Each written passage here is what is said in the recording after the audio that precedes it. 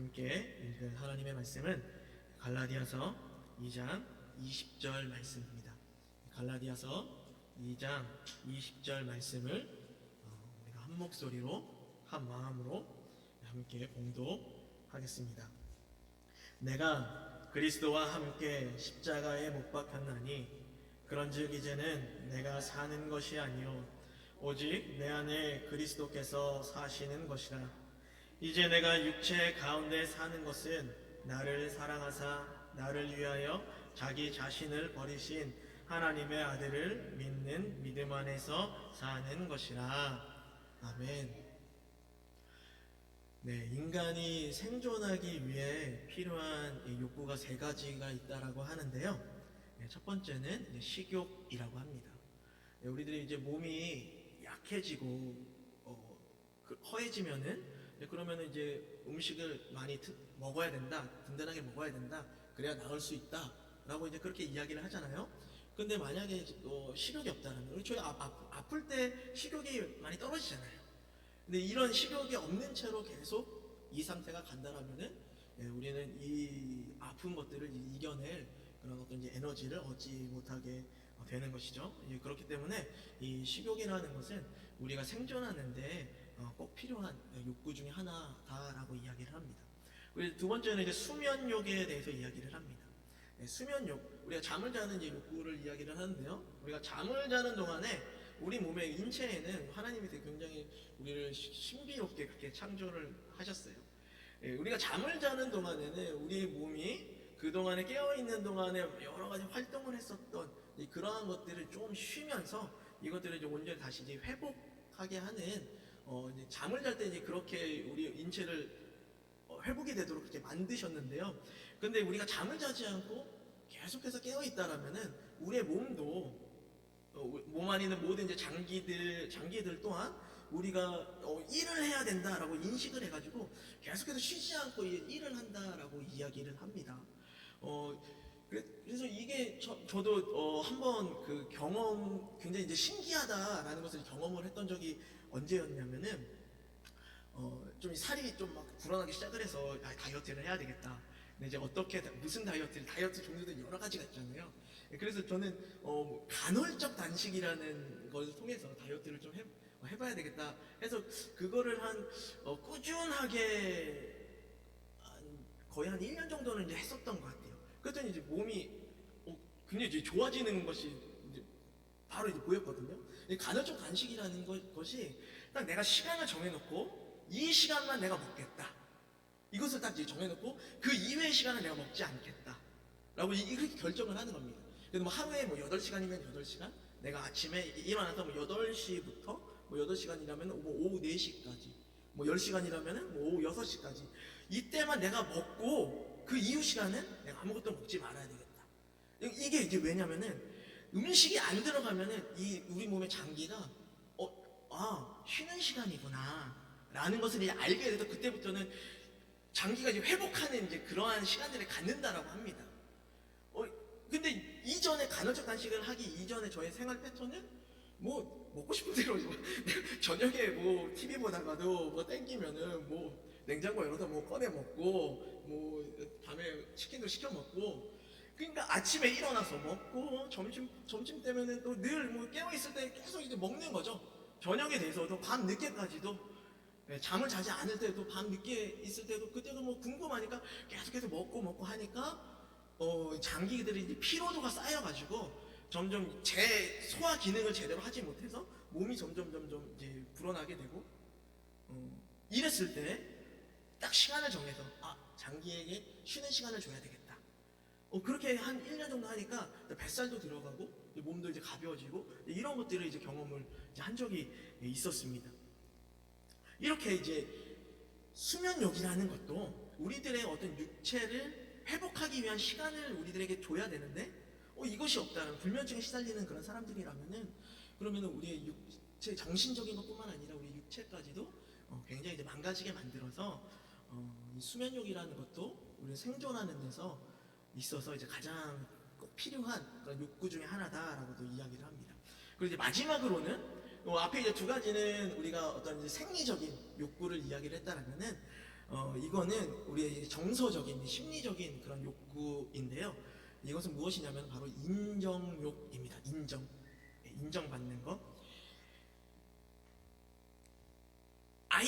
부모들은 아이들이 어렸을 때부터, 태어났을 때부터 칭찬을 하기 시작을 해요. 아이들 태어났을 때 얼마나 엄마 양수로에서 10개월 동안 이제 있다 보면은 이게 온몸이 막 쭈글쭈글 하잖아요. 그런데도 그것을 보고서 예쁘다라고 이야기를 하죠. 그러니까 저희 첫째 아이도 처음 딱 태어났을 때 딱 봤을 때 저는 얘가 이거 왜 이렇게 생겼지? 얼굴도 막 이렇게 부어 있고 막 빨갛고 그런 거 보면서도 저희 부모님은 아이고 예쁘다 첫 손주니까 막 너무 예쁘다 이제 그렇게 이제 이야기를 하셨거든요. 그러니까 아이들은 태어났을 때부터 이렇게 칭찬을 받으면서 인정을 받으면서 그렇게 이제 자랍니다. 그리고 이 아이가 이제 좀 그냥 아무 무표정으로 보이지도 않고 무표정으로 이렇게 있다가 어느 날 눈을 보면서 막 왔다 갔다 하기도 하고 또 초점 따라서 막 움직이기도 하고 그러면 얼마나 놀라면서도 막 너무너무 잘한다 이렇게 칭찬하지 않습니까? 그리고 막 첫 미소 지었을 때 웃었을 때 저는 지금 아직까지도 그걸 기억을 하고 있어요. 우리 첫째가 제 이제 딱 침대에 누워가지고 제 팔에 누워서 이렇게 누워 있는데 갑자기 까르르 웃는 거예요. 그 웃음소리가 이제 잊혀지지가 않아요. 그러면서 너무 나도 좋고 전 웃었구나 너무너무 기뻐하면서 그렇게 칭찬해주고 인정해주고 태어났을 때부터 늘 그러한 인정받으면서 칭찬받으면서 그렇게 자라오는 게 바로 우리 인간이다라는 것이죠. 이렇게 우리는 그런 인정이라는 것을 떠나서 살 수가 없는 것 같습니다. 저도 지금 이렇게 성인이 됐지만 지금도 계속해서 인정받고 싶어하는 그런 마음들이 있습니다. 목회에 대해서도 인정받고 싶어하고 가정에 있어서도 가장으로서 아빠로서 다 그렇게 인정받고 싶어하는 이런 것들이 있다라는 것이죠. 어느 누구나 모든 사람들이 다 이러한 그 인정을 받고 싶어하는 이런 욕구를 갖고 있습니다.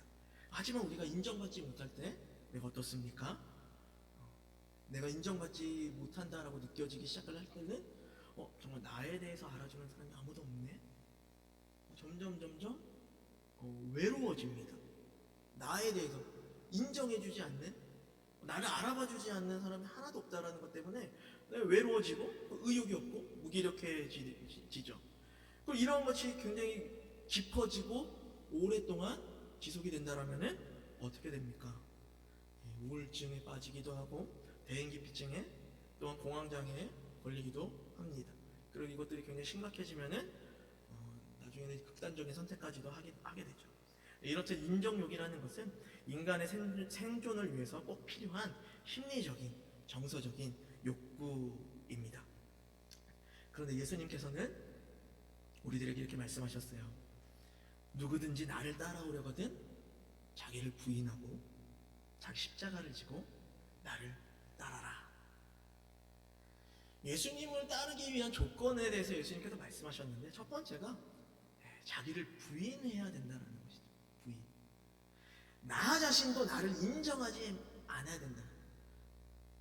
다른 사람들이 나를 인정하지 않아도 내 스스로가 나를 계속해서 괜찮아 할 수 있어 너는 최고야 라고 하려면 어떤 자존감이 높다라면은 이런 상황들을 다 이제 견뎌나갈 수 있는데 다른 사람들이 나를 인정해주지 않는 상황에서 나 자신이 나조차도 인정해주지 않는다라면은 나를 부인한다라면은 그러면 우리가 꼭 필요한 그 생존 욕구 중에 하나인 인정욕에 대해서 사라져버리게 되는 것이고 그렇다면 우리는 생존할 수 없는 그러한 상황이 될 수 있다는 것 아니겠습니까? 그렇게 예수님을 따라야 된다는 것은 예수님께서는 자신을 희생해라 라고 우리에게 이렇게 말씀하신 것입니다. 나를 따르라거든 먼저 너희 자신을 죽여야 된다. 욕망을 죽여야 하고 성질을 죽여야 하고 자기를 죽여야 하고 모든 것을 죽여야만 한다. 그리고 자기 십자가를 지라고 했습니다. 이 십자가가 무엇입니까? 예수님께서 짊어지고 가신 그 십자가를 우리 또한 그 십자가를 짊어지고 그리고 예수님과 함께 그 십자가에 못 박혀야 한다. 바로 그것이 예수님을 따르는 길이다 라고 이렇게 예수님께서 말씀하셨습니다. 그렇다면 예수님께서 달리신 그 십자가, 우리가 또 짊어지고 가야 할 이 십자가는 어떤 것입니까? 그 십자가는 첫 번째는 하나님의 사랑입니다. 하나님께서 우리를 얼마나 사랑하셨는가를 단적으로 보여주신 것이 바로 이제 십자가인 것이죠. 로마서 5장 8절 말씀을 저희가 함께 읽도록 하겠습니다. 시작. 우리가 아직 죄인 되었을 때 그리스도께서 우리를 위하여 죽으심으로 하나님께서 우리에 대한 자기의 사랑을 확증하셨느니라. 십자가는 하나님이 우리를 향한 그 사랑을 확증한 것이다 라고 사도 바울은 이야기를 하고 있습니다. 이 당시의 십자가는 죄인의 죄의 대가를 처벌하는 그러한 하나의 죄의 형틀이었죠. 그 죄 중에서도 가장 흉악한 죄를 지은 사람을 벌하는 그러한 형틀이었습니다. 근데 아무런 죄도 없으신 예수님께서 그 십자가에 달리셨습니다. 무엇 때문이죠? 바로 나 때문이죠. 내가 하나님 앞에서 정말 씻을 수 없는, 지울 수 없는 그러한 용서받을 수 없는 그러한 죄를 지었기 때문에 내가 그것에 대한 대가로 내가 십자가에서 달려야 되는데 이것을 하나님께서는 원치 않으시고 우리의 그 죄를 용서해 주고 싶으셔서 죄가 전혀 없으신 그 예수 그리스도를 우리를 위해 이 땅에 보내주셔서 우리를 대신해서 십자가에서 우리의 죄를 대신해서 그것을 죄의 대가를 치르게 하신 것, 바로 십자가는 그러한 하나님의 사랑의 온전한 확증이라는 것이죠. 그래서 우리는 십자가를 볼 때마다 그러한 하나님의 사랑을 알 수가 있습니다. 그럼 두 번째, 십자가는 또한 무엇입니까? 이 십자가는 하나님의 능력입니다. 하나님께서는 십자가를 통해서 하나님의 그 능력을 보여주셨습니다. 하나님의 능력 중에서도 어떠한 능력을 십자가를 통해서 보여주셨느냐? 먼저는 속죄의 능력을 하나님께서 십자가를 통해 우리에게 나타내 주셨습니다. 레위기 17장 11절 말씀입니다. 우리 함께 읽도록 할까요? 육체의 생명은 피에 있음이라. 내가 이 피를 너희에게 주어 제단에 뿌려 너희 생명을 위하여 속죄하게 하였나니 생명이 피에 있으므로 피가 죄를 속하느니라. 아멘. 피에 생명이 있다라고 했습니다. 그렇기 때문에 우리의 죄를 씻기기 위하여서는 그것을 대신할 피를 제단에 뿌려야만 우리의 죄가 씻음을 받을 수가 있었다라는 것이죠. 그렇기 때문에 이 구약의 제사, 예수님께서 오시기 전에 하나님께 나아가 하나님께 드리는 이 예배는 반드시 피 흘림의 제사였다라는 것입니다. 피를 흘리지 않고서는 우리를 대신할 그 제물에 피 흘림이 없다라면은 그것 없이는 우리는 결코 하나님께 나아갈 수가 없었다라는 것입니다. 그래서 구약 시대에는 계속해서 피 흘림의 제사를 그렇게 드렸습니다. 그런데 이 피 흘림의 제사는 완전한 제사가 아닙니다. 완전히 우리들의 죄를 씻을 수 있는 그런 제사가 아니었어요. 동물의 제사이기 때문에, 동물의 피이기 때문에. 그래서 우리가 만약 예수님이 안 오셨다면 지금도 계속해서 이 자리에서 동물을 잡아가지고 피를 흘리는 그런 속죄함의 그런 예배로 이 예배를 그렇게 계속해서 드려야 될 것 같아요. 같았을 겁니다. 그렇다면 우리가 이 여기에 모이신 우리 성도님들 각자의 그 죄를 씻기 위한 제물을 한 마리씩 갖고 올 거 아니에요. 그럼 이 제물이 몇 마리입니까? 벌써 한 20마리 정도 될 텐데 그 20마리를 여기다 다 잡아야 되는 거예요. 그럼 이곳에 막 피 비린내가 얼마나 진동하고 그렇겠어요. 그래서 이 제사는 부분적인 완전한 우리의 죄를 완전히 씻기지 못하는 부분적인 제사이기 때문에 하나님께서는 예수님을 우리의 제물로 대신 삼아주셔서 예수님께서 십자가에서 흘리신 그 보혈의 피로 말미암아 우리들의 죄가 완전하게 완벽하게 씻김 받을 수 있었다라는 것이죠. 그래서 히브리서 9장 12절에 이렇게 말씀하고 있습니다. 염소와 송아지의 피로 하지 아니하고 오직 자기의 피로 영원한 속죄를 이루사 영원한 속죄를 완전한 속죄 우리들의 죄를 완전히 다시 이제는 짐승의 제사를 드릴 필요 없이 영원히 우리의 죄를 해결해 주셨다라는 것입니다. 그래서 예수님께서 달리신 그 십자가에는 속죄의 능력이 있다라는 것입니다. 또한 이 십자가에는 화목하게 하는 하나님의 능력이 있습니다. 죄로 인해서 우리는 하나님과 관계가 끊어졌습니다. 또 하나님과의 그 관계가 심지어는 원수의 관계가 되었다라는 것이죠. 이것을 예수 그리스도의 십자가로 말미암아 하나님과 우리의 관계가 온전히 화목하게 되었다라는 것입니다. 예수님께서 십자가에서 달려 돌아가셨을 때 예루살렘 성전에 무슨 일이 있었습니까?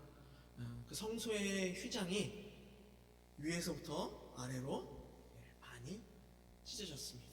이것은 하나님께서 친히 하나님과 우리하고에 막혀 있었던 그 장애물을 그 담을 하나님께서 위에서부터 하나님이 친히 그것을 허무셨다는 것. 그렇기 때문에 우리가 하나님과 화목하게 될 수 있게 되었습니다. 바로 무엇 때문입니까? 예수님께서 십자가에 달려 돌아가심으로 말미암아. 그래서 하나님과 우리 사이에 화평하게 되는 그런 회복이 있게 되었습니다. 에베소서 2장 13절에 이전에는 멀리 있던 너희가 그리스도 예수 안에서 그리스도의 피로 가까워졌느니라. 예수 그리스도의 피로 말미암아 하나님과 우리가 가까워졌다라고 이야기를 하고 있고요. 골로새서 1장 20절에 그의 십자가의 피로 화평을 이루사 만물 곧 땅에 있는 것들이나 하늘에 있는 것들이 그로 말미암아 자기와 화목해 되기를 기뻐하시니라. 아멘. 예수 그리스도의 십자가의 피로 말미암아 하나님과 우리가 화평을 이루게 되었습니다. 예수님의 십자가에는 이렇게 하나 되게 하는 능력이 있습니다. 서로 화목해 하게 하는 이러한 능력이 있습니다. 우리 성도님들 십자가의 이 능력을 믿으십니까? 십자가의 능력이 우리를 화목하게 할 뿐만 아니라 하나님과의 관계는 이미 화목하게 되어졌고 그리고 이 땅의 모든 사람들을 또한 화목하게 만들 수 있다라는 것입니다. 이것을 행하는 사람들이 바로 어떠한 사람들입니까? 바로 그 십자가의 길을 걸어가는 사람들. 예수님께서 말씀하셨듯이 자기를 부인하고 자기 십자가를 지고 예수님을 따르는 자들, 바로 그러한 사람들이 이러한 하나님의 십자가의 능력을 행하는 자들인 것입니다. 또한 이 십자가의 능력을 행하는 사람들은 바로 또 어떠한 사람들이냐? 바로 십자가의 신앙으로 살아가는 사람들이다 라고 우리는 그렇게 이야기를 할 수 있겠습니다. 우리가 십자가의 신앙으로 살아가기 위하여서는 우리가 갈라디아서 2장 20절 오늘 본문 말씀처럼 예수님과 함께 십자가에 못 박혀야 할 것입니다. 예수님과 함께 십자가에 못 박힌다는 것의 온전한 그 의미가 어떠한 것입니까? 이제는 내 뜻대로 사는 것이 아니라 내가 원하는 대로, 내가 하고 싶은 대로, 내가 그렇게 나의 삶을 결정하고 그렇게 살아가는 것이 아니라 모든 순간순간 하나님께 물어보는. 왜요? 이제는 내 삶의 주인이 내가 아닙니까? 나는 그런 부인을 했어요. 이제는 내 삶의 주인이 내가 아닙니다 라고 내가 그렇게 인정을 했습니다. 내 자신을 부인했습니다. 그렇다면은 내 안에 계신 예수 그리스도가 우리의 삶의 주인이 되신다는 것을 인정한다는 것이잖아요. 그렇기 때문에 내 삶의 주인이 내가 아니고 예수님이기 때문에 하나님께 계속 물어보는 거예요. 하나님이 이러한 일이 생겼어요. 이러한 일들이 있어요. 하나님 저 사람들이 나를 모함합니다. 하나님 내가 이때 무엇을 어떻게 해야 할 것입니까? 나의 선택의 기로가 여러 가지가 있습니다. 하나님, 나는 이것을 하고 싶은데 하나님의 생각은 어떠세요? 하나님이 정말 기뻐하시는 그러한 선택은, 그러한 길은 바로 어떠한 길입니까? 라고 먼저 그렇게 물어보고 하나님께서 주시는 그 마음 그대로 행하는 것, 하나님의 말씀대로 살아가는 것, 하나님의 말씀에 순종하는 것, 바로 그것이 십자가의 신앙으로 살아가는 그러한 성도의 삶이다 라는 것이죠. 우리가 그렇게 살아갈 때 우리 삶 가운데는 반드시 예수 그리스도의 그 십자가의 능력이 나타나게 될 것입니다. 그 능력으로 말미암아 온 세상이 그렇게 기뻐하고 모든 영혼이 하나님께서 그렇게 바라시는 것처럼 모든 죄를 하나님께서 씻겨주시고 하나님께 돌아오는 자들에게, 하나님께 돌아오는 자들, 하나님께서 그들의 모든 죄를 씻기시고 그들을 다시 자녀 삼아주시며 하나님과 깨어졌던 그런 관계가 온전히 회복되어지고 영원한 기쁨과 영원한 축복 속에서 살아가는 그러한 것들을 나타내는 이러한 일들을 행하는 이러한 삶을 살아갈 수 있게 될 것입니다. 마지막으로 십자가에는 어떠한 능력이 있습니까? 십자가에는 치유의 능력이 있습니다. 출애굽한 그 이스라엘 백성들이 광야에서 모세와 아론을 원망했던 적이 있습니다. 그때 하나님께서는 원망하는 그 이스라엘 백성들에게 불뱀을 보내서 그들을 이제 심판하시는 그런 일들이 있었죠. 이때 많은 사람들이 불뱀에 이제 물려 죽게 되는 일이 있었고, 또 많은 사람들이 공포에 두려움에 떨면서 모세에게 이제 이렇게 요청을 합니다. 간구합니다. 우리가 여호와 당신을 향하여 원망함으로 범죄하였사오니 모세여 하나님께 기도해 주세요. 그래서 이 뱀들이 우리에서 떠나가게 해주세요. 그래서 모세가 하나님께 기도했을 때 하나님께서 말씀하시죠. 어떤 방법에 대해서 이야기해 주십니다. 그 방법이 바로 노수로 된 뱀을 장대에 그렇게 그것을 만들어서 그것을 높이 들어라. 그리고 그것을 이스라엘 백성들에게 쳐다보게 해라. 그럼 그것을 쳐다보는 자마다 다 치유하게, 다 낫게 될 것이다. 정말로 그렇게 했을 때 죽어가는 사람들이 온전히 치유가 되는 그런 일들이 있었습니다. 바로 그 노뱀이 상징하는 것이 무엇입니까? 십자가에 달리신 예수 그리스도. 요한복음 3장 14절에 모세가 광야에서 뱀을 든 것 같이 인자도 들려야 하리니 라고 예수님께서 말씀하셨습니다. 십자가에 달리신 예수 그리스도를 바라보면 우리의 모든 아픔, 상처 이런 것들이 모두 치유된다 라는 것이죠. 이렇게 십자가에는 치유의 능력이 있습니다. 지금 이 세상에 얼마나 많은 사람들이 아픔 가운데, 상처 가운데 살아가고 있습니까? 서로가 이해하지 못하고 품어주지 못해서 서로에게 상처를 주는 일들이 얼마나 많이 있습니까? 그것 때문에 우리가 얼마나 갈라져 있고 얼마나 아파하고 있습니까? 십자가의 신앙으로 사는 사람들은 그런 모든 사람들의 상처를 온전히 치유해 낼 것입니다. 온전히 하나 되게 만들 것입니다. 그렇게 십자가의 능력을 행하는 십자가 신앙으로 살아가시는 우리 선한이옥교회 성도님들 되시기를 기도합니다. 함께 기도하시겠습니다.